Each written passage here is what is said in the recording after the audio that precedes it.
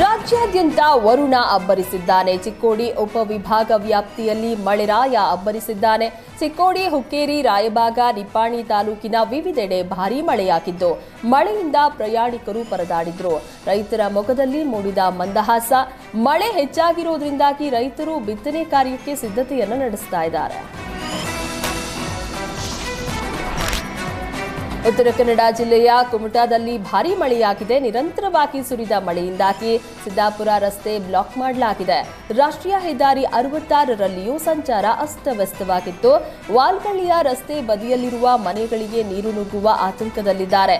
ಮತ್ತಷ್ಟು ಮಳೆ ಹೆಚ್ಚಾದರೆ ಜಮೀನುಗಳಿಗೆ ನೀರು ನುಗ್ಗಿ ಬೆಳೆ ನೀರಲ್ಲಿ ಕೊಚ್ಚಿ ಹೋಗಿದೆ. ಧಾರವಾಡ ಜಿಲ್ಲೆಯಲ್ಲಿ ಭಾರೀ ಮಳೆಯಾಗುವ ಮುನ್ಸೂಚನೆ ಇದ್ದು ಆರೆಂಜ್ ಅಲರ್ಟ್ ಘೋಷಿಸಲಾಗಿದೆ. ಆದ್ದರಿಂದ ಅಧಿಕಾರಿಗಳು, ಸಿಬ್ಬಂದಿ ಯಾವುದೇ ಕಾರಣಕ್ಕೂ ಕೇಂದ್ರ ಸ್ಥಾನ ಬಿಡುವಂತಿಲ್ಲ. ಜಿಲ್ಲಾಧಿಕಾರಿಗಳ ಅನುಮತಿ ಇಲ್ಲದೆ ರಜೆಗೆ ತೆರಳುವಂತಿಲ್ಲ. ಮಳೆಯಿಂದ ಜನ ಜಾನುವಾರುಗಳಿಗೆ ಆಗುವ ತೊಂದರೆ ತಪ್ಪಿಸಲು ಅಧಿಕಾರಿಗಳು ಸನ್ನದ್ಧರಾಗಬೇಕು. ಮಾಹಿತಿ ನೀಡದೆ ರಜೆಗೆ ತೆರಳಿದರೆ ಅಂತಹ ಅಧಿಕಾರಿಗಳ ಮೇಲೆ ಕ್ರಮ ಜರುಗಿಸಲಾಗುವುದು ಅಂತ ಧಾರವಾಡ ಜಿಲ್ಲಾಧಿಕಾರಿ ಮಾಧ್ಯಮ ಪ್ರಕಟಣೆ ಹೊರಡಿಸಿದ್ದಾರೆ. ಜಿಲ್ಲಾ ವಿಪತ್ತು ನಿರ್ವಹಣಾ ಪ್ರಾಧಿಕಾರದ ಅಧ್ಯಕ್ಷೆ ದಿವ್ಯಾ ಪ್ರಭು ಆದೇಶ ನೀಡಿದ್ದಾರೆ. ರಾಜ್ಯಾದ್ಯಂತ ವರುಣ ಅಬ್ಬರಿಸಿದ್ದಾನೆ. ಚಿಕ್ಕೋಡಿ ಉಪವಿಭಾಗ ವ್ಯಾಪ್ತಿಯಲ್ಲಿ ಮಳೆರಾಯ ಅಬ್ಬರಿಸಿದ್ದಾನೆ.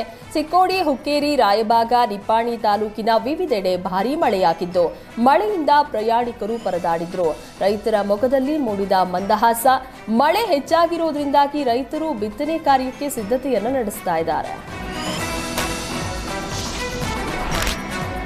ಉತ್ತರ ಕನ್ನಡ ಜಿಲ್ಲೆಯ ಕುಮಟಾದಲ್ಲಿ ಭಾರೀ ಮಳೆಯಾಗಿದೆ. ನಿರಂತರವಾಗಿ ಸುರಿದ ಮಳೆಯಿಂದಾಗಿ ಸಿದ್ದಾಪುರ ರಸ್ತೆ ಬ್ಲಾಕ್ ಮಾಡಲಾಗಿದೆ. ರಾಷ್ಟ್ರೀಯ ಹೆದ್ದಾರಿ 66ರಲ್ಲಿಯೂ ಸಂಚಾರ ಅಸ್ತವ್ಯಸ್ತವಾಗಿತ್ತು. ವಾಲ್ಗಳ್ಳಿಯ ರಸ್ತೆ ಬದಿಯಲ್ಲಿರುವ ಮನೆಗಳಿಗೆ ನೀರು ನುಗ್ಗುವ ಆತಂಕದಲ್ಲಿದ್ದಾರೆ. ಮತ್ತಷ್ಟು ಮಳೆ ಹೆಚ್ಚಾದರೆ ಜಮೀನುಗಳಿಗೆ ನೀರು ನುಗ್ಗಿ ಬೆಳೆ ನೀರಲ್ಲಿ ಕೊಚ್ಚಿ ಹೋಗಿದೆ. ಧಾರವಾಡ ಜಿಲ್ಲೆಯಲ್ಲಿ ಭಾರೀ ಮಳೆಯಾಗುವ ಮುನ್ಸೂಚನೆ ಇದ್ದು ಆರೆಂಜ್ ಅಲರ್ಟ್ ಘೋಷಿಸಲಾಗಿದೆ. ಆದ್ದರಿಂದ ಅಧಿಕಾರಿಗಳು, ಸಿಬ್ಬಂದಿ ಯಾವುದೇ ಕಾರಣಕ್ಕೂ ಕೇಂದ್ರ ಸ್ಥಾನ ಬಿಡುವಂತಿಲ್ಲ. ಜಿಲ್ಲಾಧಿಕಾರಿಗಳ ಅನುಮತಿ ಇಲ್ಲದೆ ರಜೆಗೆ ತೆರಳುವಂತಿಲ್ಲ. ಮಳೆಯಿಂದ ಜನ ಜಾನುವಾರುಗಳಿಗೆ ಆಗುವ ತೊಂದರೆ ತಪ್ಪಿಸಲು ಅಧಿಕಾರಿಗಳು ಸನ್ನದ್ಧರಾಗಬೇಕು. ಮಾಹಿತಿ ನೀಡದೆ ರಜೆಗೆ ತೆರಳಿದರೆ ಅಂತಹ ಅಧಿಕಾರಿಗಳ ಮೇಲೆ ಕ್ರಮ ಜರುಗಿಸಲಾಗುವುದು ಅಂತ ಧಾರವಾಡ ಜಿಲ್ಲಾಧಿಕಾರಿ ಮಾಧ್ಯಮ ಪ್ರಕಟಣೆ ಹೊರಡಿಸಿದ್ದಾರೆ.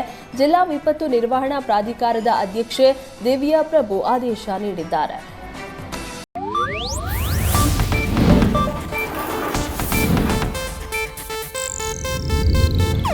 ಇದು ಏಷ್ಯಾನೆಟ್ ನ್ಯೂಸ್ ನೆಟ್ವರ್ಕ್ ಪ್ರಸ್ತುತಿ.